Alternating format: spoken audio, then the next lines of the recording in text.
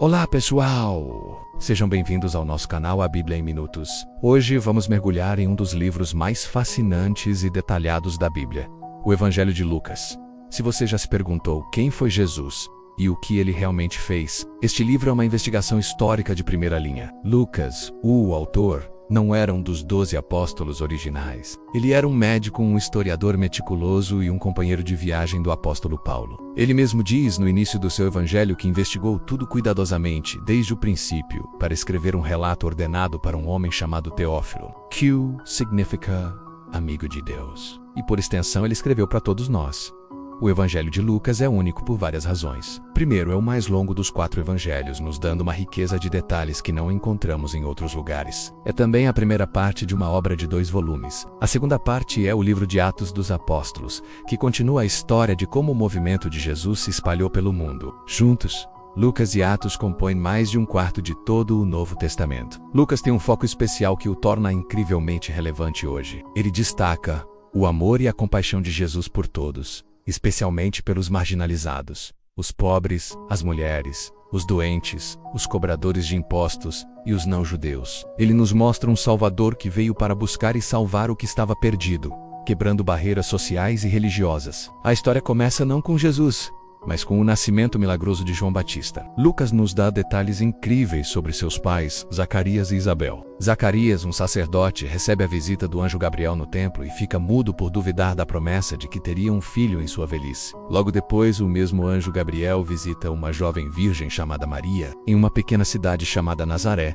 e anuncia que ela conceberá o Filho de Deus. A resposta de Maria é um dos mais belos poemas de louvor da Bíblia, conhecido como o Magnificat. Ela canta sobre como Deus exalta os humildes e derruba os poderosos. Esses capítulos iniciais são repletos de poesia, profecias e uma profunda sensação de que Deus está prestes a fazer algo grandioso na história. Quando Jesus nasce, Lucas nos conta a famosa história do nascimento em Belém.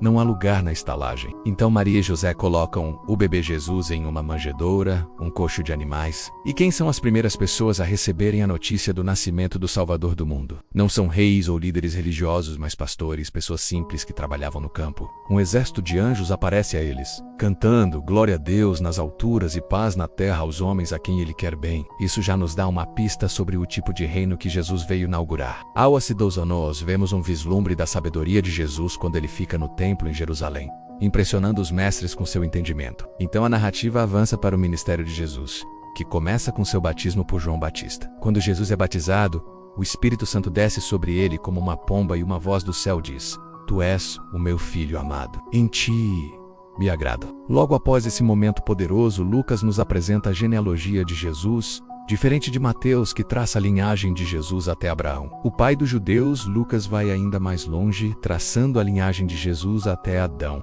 o pai de toda a humanidade. Esta é uma declaração teológica poderosa.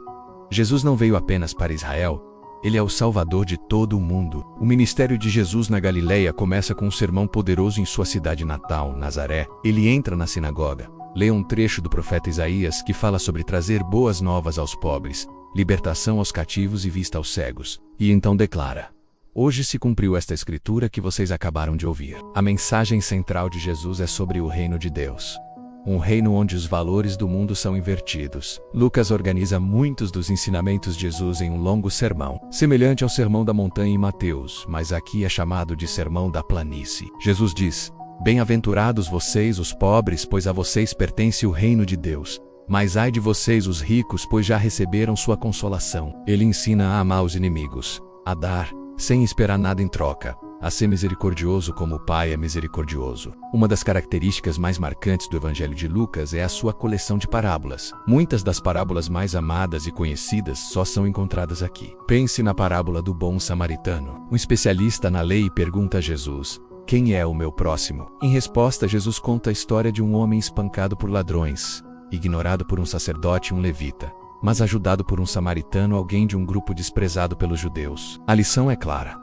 Nosso próximo é qualquer pessoa em necessidade, e o amor verdadeiro transcende barreiras culturais e religiosas. E que tal a parábola do filho pródigo? Na verdade, é uma história sobre 2 filhos e um pai amoroso. O filho mais novo exige sua herança, esbanja tudo e acaba na miséria. Quando ele volta para casa, arrependido, seu pai corre ao seu encontro, o abraça e celebra com uma festa. O filho mais velho, que sempre foi obediente, fica com raiva e ciúmes. A parábola é uma imagem poderosa da graça de Deus que acolhe pecadores arrependidos com alegria e também um alerta para aqueles que, como o irmão mais velho, se sentem justos e não conseguem se alegrar com a graça oferecida aos outros. Lucas está cheio dessas histórias que nos desafiam a repensar quem está dentro e quem está fora do amor de Deus.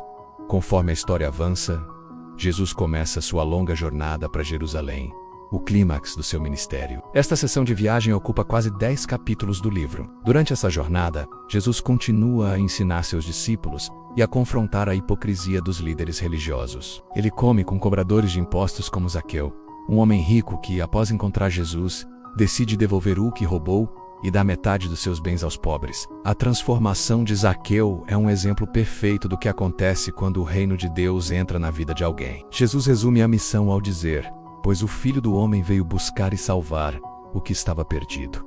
Finalmente, Jesus chega a Jerusalém. Ele entra na cidade montado em um jumentinho, aclamado pela multidão como o rei que vem em nome do Senhor. Mas Jesus chora sobre a cidade, lamentando sua recusa em reconhecer o caminho da paz. Ele purifica o templo, expulsando os que o transformaram em um lugar de comércio. Nos dias seguintes, ele ensina no templo, enfrentando perguntas capciosas dos líderes religiosos que buscam uma maneira de prendê-lo. A última ceia em Lucas é apresentada como a refeição da Páscoa, onde Jesus institui a nova aliança no seu sangue. Ele pega o pão e o vinho e diz aos seus discípulos que eles são símbolos de seu corpo e sangue, que seriam entregues por eles. Depois da ceia, Jesus é traído por Judas, preso e submetido a uma série de julgamentos injustos diante dos líderes judeus de Pilatos e de Herodes. Mesmo na cruz, a compaixão de Jesus brilha. Lucas é o único a registrar Jesus dizendo: Pai, perdoa-lhes, pois não sabem o que fazem. Ele também nos conta sobre o criminoso crucificado ao lado de Jesus que se arrepende,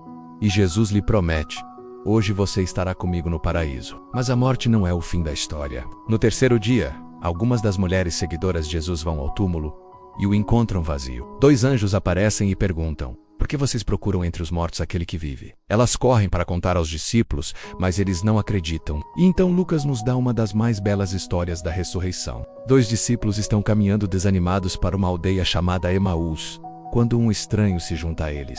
É Jesus, mas eles não o reconhecem. Ele caminha com eles, explicando as Escrituras e mostrando como tudo apontava para sua morte e ressurreição.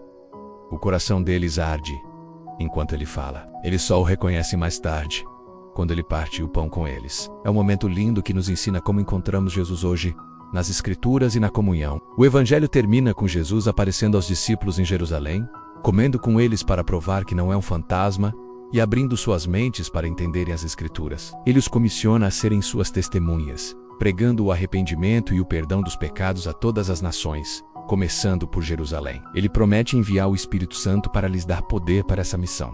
Então, ele os abençoa e é elevado aos céus. O livro de Lucas termina com os discípulos retornando a Jerusalém com grande alegria, louvando a Deus continuamente no templo. Este final alegre e cheio de esperança nos prepara perfeitamente para a continuação da história. No livro de Atos, o Evangelho de Lucas é uma jornada incrível. É um convite para conhecer um Jesus que abraça a todos, que inverte as expectativas do mundo e que oferece salvação e um novo começo a qualquer um que venha a ele. É uma história de esperança, alegria e do amor radical de Deus por toda a humanidade. Espero que esta visão geral tenha despertado seu interesse para ler ou reler este livro maravilhoso por si mesmo. Obrigado por assistir. Se você gostou deste vídeo, não se esqueça de curtir, compartilhar e se inscrever no canal A Bíblia em Minutos para mais conteúdos como este. Deixe nos comentários qual parte do Evangelho de Lucas mais te impacta. Até a próxima.